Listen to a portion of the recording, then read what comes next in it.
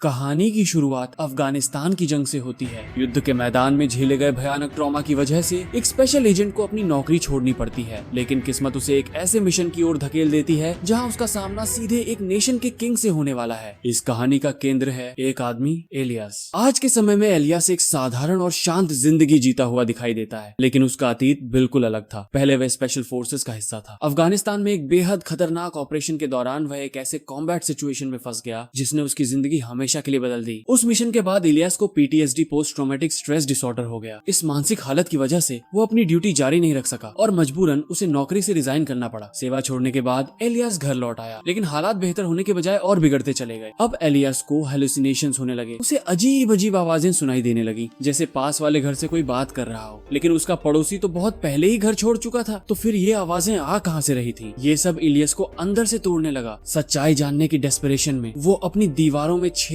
तक करने लगा ताकि अगला अपार्टमेंट देख सके। उसका ये डिस्टर्बिंग बिहेवियर लैंडलॉर्ड को बहुत गुस्सा दिलाता है। लैंडलॉर्ड एलियास को साइकोलॉजिस्ट से मिलने की सलाह देता है, लेकिन ये बात एलियास को बहुत बुरी लगती है। उसे लगता है कि कोई उसकी हालत नहीं समझ रहा। अपमानित महसूस करके वो अपार्टमेंट छोड़ देता है। अब इलियास के पास न घर था न काम। आखिरकार वो अपने दोस्त इयन के पास मदद मांगने जाता है। इलियास की हालत देखकर इयन को उस पर सच में तरस आता है। उसे संभालने के लिए इयन उसे एक जॉब ऑफर करता है। जॉब थी बॉडीगार्ड की। एलियास को एक बहुत अमीर फैमिली की सिक्योरिटी करनी थी। शुरू में एलियास इस जॉब के लिए मना कर देता है, लेकिन जब उसके पास रहने की जगह और पैसे दोनों नहीं होते तो मजबूरी में वो जॉब एक्सेप्ट कर लेता है। अगले दिन एलियास उस विला में बॉडीगार्ड बनकर पहुंचता है। वहाँ पहले से 3 बॉडीगार्ड्स मौजूद होते हैं। एलियास चुपचाप अपनी जगह ले लेता है। कुछ देर बाद फैमिली का हेड जमाल आता है। वह एलियास को अपनी बेटियों से मिलवाता है, आमीना और नूर। आमीना बड़ी है जबकि नूर अभी छोटी बच्ची है। नूर को एलियास पहली नजर में बिल्कुल पसंद नहीं आता। वो उसके कपड़ों और एटीट्यूड पर कमेंट्स करती है। जमाल उसे तुरंत डांटता है। इसके बाद नूर मजबूरी में एलियास से हाथ मिलाती है और वहाँ से चली जाती है। हेड बॉडीगार्ड एलियास को उसका रूम दिखाता है और उसकी ड्यूटी समझाता है। कुछ समय बाद एलियास पूल के पास ड्यूटी पर बैठा होता है। तभी आमीना बाहर आकर स्विम करती है और थोड़ी देर बाद एलियास को किचन में बुलाती है। किचन में नूर खाना खा रही होती है। अमीना एलियास से कहती है कि वो नूर पर नजर रखे और खुद चली जाती है। अमीना के जाते ही नूर चुपके से मीट का एक टुकड़ा पेपर में लपेटती है और बाहर भाग जाती है। एलियास उसका पीछा करता है। थोड़ी दूरी पर वो देखता है कि नूर उस मीट को एक स्ट्रे डॉग को खिला रही है। ये देखकर एलियास समझ जाता है कि नूर अंदर से एक काइंड हार्टेड लड़की है। तभी इलियास देखता है कि 2 बॉडीगार्ड्स आपस में धीरे धीरे कुछ सस्पिशियस बातें कर रहे हैं। ये देखकर एलियास का स्ट्रेस लेवल बढ़ जाता है। वो तुरंत इयन को कॉल करता है। इयन मान लेता है कि वह उन बॉडीगार्ड्स के बारे में ज्यादा नहीं जानता। ये सुनकर इलियास और अनईजी हो जाता है, लेकिन इयन उसे काम करने की कोशिश करता है और याद दिलाता है कि ये कोई वॉर जोन नहीं है। अगर कुछ सच में सस्पिशियस लगे तो पुलिस को इन्फॉर्म करना चाहिए। अगले दिन एलियास डिलीवरीज लेने के लिए घर से बाहर निकलता है। अचानक नूर तेज रफ्तार में अपनी बाइसिकल से बाहर निकलती है। थोड़ी दूर जाते ही एलियास और नूर देखते हैं कि काले कपड़ों में 2 आदमी मोटरसाइकिल्स पर सीधे उनकी तरफ आ रहे हैं। एलियास तुरंत झुक जाता है और ऐसा दिखाता है जैसे वो गन निकालने वाला हो। जैसे ही बाइकर्स ये देखते हैं वे हिचकते हैं और बिना कुछ किए वहाँ से चले जाते हैं। लेकिन एलियास एक अहम चीज नोटिस करता है। दोनों आदमियों के हाथों पर डायमंड शेप टैटू था। ये इंसिडेंट जमाल तक पहुँचता है। सब सुनने के बाद जमाल सभी बॉडीगार्ड्स को ऑर्डर देता है कि अब अमीना और नूर किसी भी हालत में बाहर नहीं जाएंगी। एलियास समझ नहीं पाता कि जमाल इतना ज्यादा प्रोटेक्टिव क्यों है, लेकिन वो फैमिली मैटर्स में पड़ना नहीं चाहता, इसलिए चुप रहता है। बाद में हेड बॉडीगार्ड एलियास को सेफ्टी के लिए एक फायरआर्म दे देता है। उस रात एलियास को नींद नहीं आती। वह बाहर फ्रेश एयर लेने जाता है और देखता है कि नूर टेलीस्कोप से आसमान देख रही है। पहले वाले इंसिडेंट के बाद नूर अब एलियास पर थोड़ा भरोसा करने लगी है। वो एलियास को टेलीस्कोप देखने के लिए बुलाती है और स्टार्स दिखाती है। एलियास को एस्ट्रोनॉमी की अच्छी नॉलेज होती है, इसलिए वह उसे अलग अलग कॉन्स्टलेशंस और स्टार्स के बारे में समझाता है। नूर उसे सुनकर सच में खुश हो जाती है। कहानी आगे बढ़ती है, लेकिन इस बार हालात और भी ज्यादा कॉम्प्लिकेटेड हो जाते हैं। इस बीच आमीना बिल्कुल खुश नहीं होती। वह बार बार जमाल के पास जाती है और बाहर जाने की परमिशन मांगती है, लेकिन जमाल मानने के बजाय और ज्यादा गुस्सा हो जाता है और साफ शब्दों में कह देता है कि हम कोई ऑर्डिनरी लोग नहीं हैं। इसी दौरान नूर भी जमाल के पास आती है और बाहर जाने की जिद करती है। जब जमाल फिर से मना कर देता है तो नूर गुस्से में उससे कड़वे शब्द बोल देती है और वहाँ से चली जाती है। अपनी बेटी के मुंह से ऐसे शब्द सुनकर जमाल अंदर से टूट जाता है। आखिरकार वो मान जाता है, लेकिन एक शर्त के साथ। उनके साथ एक बॉडीगार्ड जरूर जाइएगा। इस जिम्मेदारी के लिए इलियास को चुना जाता है। कुछ देर बाद जब इलियास अपनी कार में बैठकर निकलने ही वाला होता है, तभी हेड बॉडीगार्ड अचानक उसके पास आता है और उससे पूछता है कि तुमने पहले 2 बाइकर्स देखने की बात क्यों कही थी? एलियास पूरी तरह कंफ्यूज हो जाता है। तभी हेड गार्ड उसे एक वीडियो रिकॉर्डिंग दिखाता है। फुटेज में सड़क बिल्कुल खाली दिखाई देती है। सिर्फ इलियास और नूर नजर आते हैं, कोई बाइकर नहीं। इलियास हैरान रह जाता है। वह बहस नहीं करता और चुपचाप वहाँ से निकल जाता है। उसके दिमाग में एक ही सवाल घूम रहा होता है, क्या जो उसने देखा था वो भी एक हेलुसिनेशन था। विला से बाहर निकलते ही नूर और अमीना दोनों काफी खुश नजर आती हैं, लेकिन नूर बाहर लोगों को देखकर उदास भी हो जाती है, क्योंकि उसे एहसास होता है कि शायद वो कभी उनकी तरह नॉर्मल लाइफ नहीं जी पाई। शॉपिंग खत्म करके वे वापस लौटने लगते हैं। अचानक एलियस को फिर वही डायमंड टैटू वाले बाइकर्स दिखाई देते हैं। इस बार एलियस घबरा जाता है, वह कार तेज करता है, लेकिन बाइकर्स उनका पीछा करने लगते हैं। अपनी बेहतरीन ड्राइविंग स्किल्स का इस्तेमाल करते हुए एलियस उन्हें चकमा देता है और किसी तरह अमीना और नूर को सेफली विला वापस ले आता है। फिर भी इलियास के मन में एक सवाल बना रहता है, आखिर वो लोग चाहते क्या हैं? इसलिए वह सीधे नूर से सच्चाई पूछता है। तभी नूर एक चौंकाने वाला सच बताती है। वह कहती है कि वह एक प्रिंस की बेटी है और उसका पिता एक बेहद ताकतवर पॉलिटिकल लीडर है। पॉलिटिकल फायदे के लिए उसके पिता ने नूर की शादी सिर्फ 13 साल की उम्र में एक 50 साल के आदमी से तय कर दी थी। उस आदमी की पहले से 4 बीवियां और 18 बच्चे थे। जब नूर ने अपने पिता से शादी रोकने की गुहार लगाई तो उसने एक शब्द भी नहीं सुना। उसी पल नूर को एहसास हो गया कि उसके पास कोई रास्ता नहीं बचा है। इसी वजह से नूर अपनी माँ अमीना और अपने 2 भाइयों की मदद से यहाँ छुप कर रहने लगी। वो यह भी बताती है कि उसका पिता बेहद खतरनाक इंसान है। सब कुछ सुनने के बाद इलियास गुस्से में अपनी गन उठाता है और जमाल से जवाब मांगने जाता है, लेकिन जमाल कुछ कह पाता उससे पहले ही उसके सिर में गोली मार दी जाती है। अगले ही पल पूरे कमरे में जबरदस्त गन फायर शुरू हो जाती है। खिड़की से बाहर देखते ही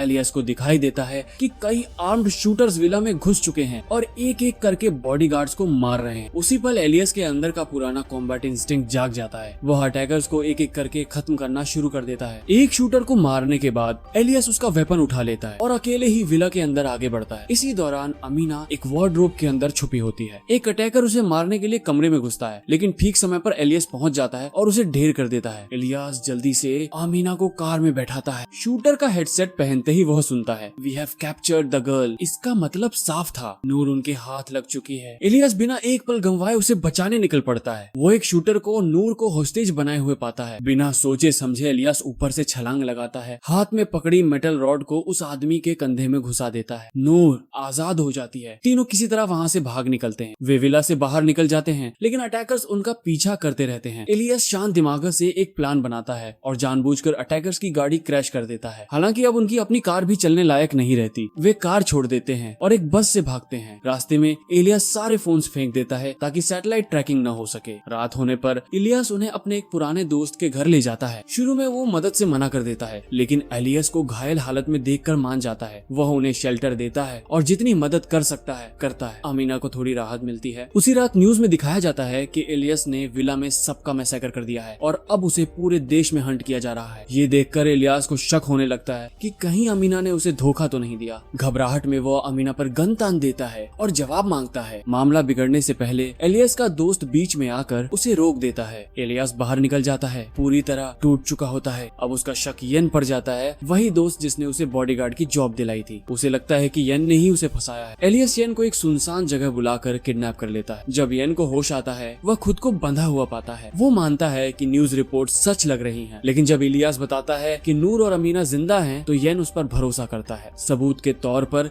इलियास उसे वापस विला ले जाता है। लाइट्स ऑन करते ही सब कुछ बिल्कुल नॉर्मल दिखाई देता है, जैसे कुछ हुआ ही नहीं हो। इलियास पूरी तरह हिल जाता है। फिर वे विला की सीसीटीवी फुटेज देखते हैं। जो वे देखते हैं उससे इलियास की हालत और खराब हो जाती। नंबर है, फुटेज में साफ दिखता है कि इलियास खुद नूर और अमीना को जबरदस्ती उठा रहा है और विला में सबको बेरहमी से मार रहा है। अब इलियास खुद पर ही शक करने लगता है, क्या वो पूरी तरह पागल हो चुका है या कोई उसे कंट्रोल कर रहा है। इसी दौरान येन एक छोटी सी डिटेल नोटिस करता है। वो फुटेज को फ्रेम बाय फ्रेम स्लो करता है और एक जगह साफ देखता है एक आदमी को एक डॉग काट रहा है। यही एक डिटेल सब कुछ साबित कर देती है। फुटेज मैनिपुलेटेड, कोई जानबूझकर इलियास को फंसा रहा है। अपनी बेगुनाही साबित करने के लिए इलियास येन से कहता है कि वह यह एविडेंस सुरक्षित कर ले। इधर इलियास का दोस्त इतना साथ देता है कि आमिना दिल से आभारी हो जाती है। थैंक्स के तौर पर वह उसे एक कीमती ज्वेलरी देती है। अब इलियास और येन सिर्फ एक सवाल पर ध्यान देते हैं, आखिर इलियास को फंसाया किसने। वे उस आदमी तक पहुंचते हैं जिसने इलियास को बॉडीगार्ड के तौर पर हायर किया था। शुरू में वह आदमी टॉर्चर के बावजूद कुछ नहीं बताता, लेकिन जब इलियास उसके शरीर पर रेड हॉट आयरन लगाता है तो वह टूट जाता है और फिर वो सब कुछ कबूल कर लेता है। वह आदमी सच्चाई बताता है। वो कहता है कि जब नूर के पिता को पता चला कि नूर फ्रांस में छिपी हुई है तो उसने एक बेहद ताकतवर अंडरग्राउंड ऑर्गेनाइजेशन से संपर्क किया। वो आदमी मान लेता है कि वो खुद उसी ऑर्गेनाइजेशन के लिए काम करता है। नूर के पिता ने उन्हें सीधी धमकी दी थी अगर तुम मेरी बेटी को वापस नहीं लाए तो मैं तुमसे कभी भी वेपन्स नहीं खरीदूंगा। इस धमकी ने पूरे ऑर्गेनाइजेशन पर जबरदस्त दबाव डाल दिया। जब एलियस उस ऑर्गेनाइजेशन का नाम पूछता है तो आदमी अचानक चुप हो जाता है और दीवार की तरफ देखने लगता है। तभी एलियस को एक हिडन कैमरा नजर आता है। उनकी लोकेशन पहले ही कॉम्प्रोमाइज हो चुकी थी। भारी समय न होने का एहसास होते ही एलियस येन को बाहर भेज देता है और उस आदमी को मार देता है। जैसे ही येन बाहर निकलता है वो देखता है कि भारी हथियारों से लैस सोल्जर्स पहुंच चुके हैं। येन तुरंत रिएक्ट करता है और किसी के संभलने से पहले ही उन्हें ढेर कर देता है। इसके बाद इलियास और येन आमीना और नूर के पास लौटते हैं और उन्हें सच्चाई बताते हैं। अब वे फ्रांस में नहीं रह सकते। येन समझाता है कि उसके कुछ कॉन्टैक्ट्स हैं स्मगलर्स जो उन्हें बॉर्डर पार कराने में मदद कर सकते हैं, लेकिन इसके लिए बहुत ज्यादा पैसे चाहिए होंगे। बिना हिचकिचाए आमीना एक बैग खोलती है जिसमें भारी मात्रा में कैश और क्रिप्टो करेंसी होती है। पैसे की अब कोई समस्या नहीं थी। येन यह भी बताता है कि उसने उनके लिए फेक पासपोर्ट्स पहले से तैयार कर रखे हैं। तुरंत अपनी यात्रा शुरू करते हैं। रास्ते में इलियास को महसूस होता है कि कोई कार उनका पीछा कर रही है। कुछ देर बाद वही कार अचानक उन्हें ओवरटेक करती है और आगे निकल जाती है। थके और तनाव में वे लोग एक रोड साइड रेस्टोरेंट पर रुकने का फैसला करते हैं। अंदर एलियस की नजर एक आदमी पर पड़ती है जो अपनी मुट्ठी को कसकर पकड़े हुए होता है जैसे कुछ छुपा रहा हो। थोड़ी देर बाद वो आदमी बाहर चला जाता है और एक तू हार रेक एलियस उसका पीछा करता है। बाहर एलियस को सच्चाई समझ आ जाती है। वह आदमी उसी कार से आया था जो पहले उनका पीछा कर रही थी। बिना एक पल गंवाए एलियस उस व्हीकल में घुसता है और अंदर मौजूद सभी लोगों पर ब्रूटल हमला करता है। सबको मारने के बाद वो उस आदमी की हथेली देखता है। वहाँ वही निशान होता है, डॉग बाइट मार्क, तो बदली हुई सीसीटीवी फुटेज में दिखा था। अब सब कुछ साफ हो जाता है। वे फिर से यात्रा शुरू करते हैं और आखिरकार बॉर्डर तक पहुंच जाते हैं। बॉर्डर पार करने के लिए उन्हें एक ट्रक के सीक्रेट कंपार्टमेंट में छुपना पड़ता है, लेकिन नूर को भयानक क्लॉस्ट्रोफोबिया होता है। वो पैनिक करने लगती है। एलियस उसे शांत करता है और थोड़ी देर बाद वो मान जाती है। वे कंपार्टमेंट में घुसते हैं और ट्रक चल पड़ता है। अचानक ट्रक रुक जाता है। पहले एलियस सोचता है कि ये कोई रूटीन चेकिंग होगी, लेकिन तभी कंपार्टमेंट का दरवाजा जोर से खोला जाता है और ताबड़तोड़ गनफायर शुरू हो जाती है। सब कुछ ही सेकंड्स में हो जाता है। अमीना को वहीं गोली मार दी जाती है। नूर और येन को अटैकर्स घसीट कर ले जाते हैं। इलियास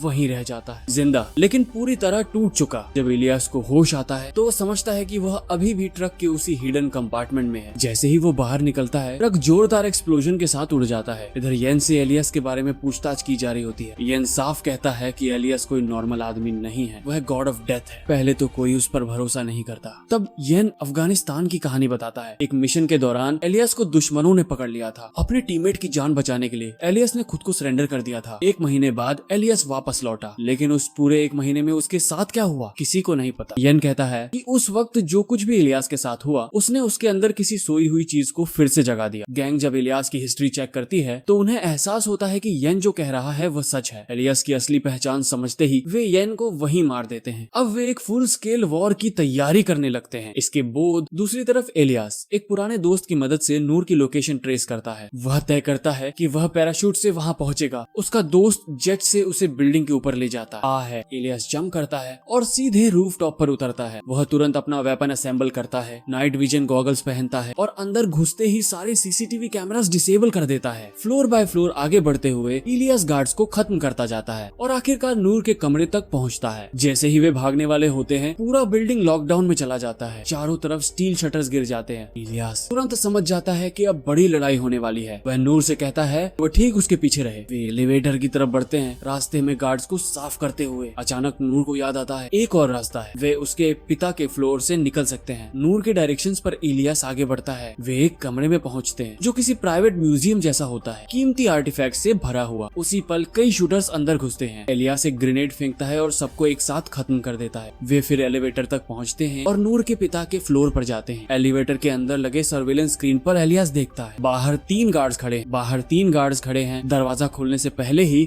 इलियास तीनों को गोली मार देता है। एक लाइटर से वो फायर सप्रेशन सिस्टम एक्टिवेट करता है, नूर को सेफली बैठाता है और अकेले बाहर निकलता है। कुछ ही पलों में वह बाकी बचे अटैकर्स को भी खत्म कर देता है। जब वह नूर के पास लौटता है तभी एक आखिरी गार्ड पीछे से हमला करता है। इलियास दब जाता है। ये देखकर नूर चाकू उठाती है और अटैकर को मार देती है। इलियास की जान बच जाती है। वे दौड़ते हैं। आखिरकार वे नूर के पिता के कमरे तक पहुंचते हैं। इलियास उसे मारना चाहता है लेकिन नूर उसे रोक देती है। वो समझाती है कि अगर उसने ऐसा किया तो ताकतवर लोग उन्हें जिंदगी भर हंट करेंगे। इसके बजाय वो इलियास को एक हिडन रूट दिखाती है जो उन्हें रूफ टॉप तक ले जाता है। वहाँ इलियास नूर को पैराशूट पहनाता है। दोनों बिल्डिंग से छलांग लगाते हैं और दूर आसमान में गायब हो जाते हैं। बाद में इलियास नूर को मोरक्को में उसकी आंट के घर छोड़ देता है। कुछ समय के लिए इलियास एक शांत नॉर्मल जिंदगी जीता है। नूर सर्वेलेंस फुटेज को पब्लिक कर देती है, जिससे साबित हो जाता है कि इलियास को फंसाया गया था। उस पर लगे सारे चार्जेस हटा लिए जाते हैं। आखिर में इलियास एक आखिरी मिशन पूरा करता है, उन 3 एलीट सोल्जर्स को खत्म करता है जो इस सब के पीछे थे, और यहीं इस कहानी का अंत होता है।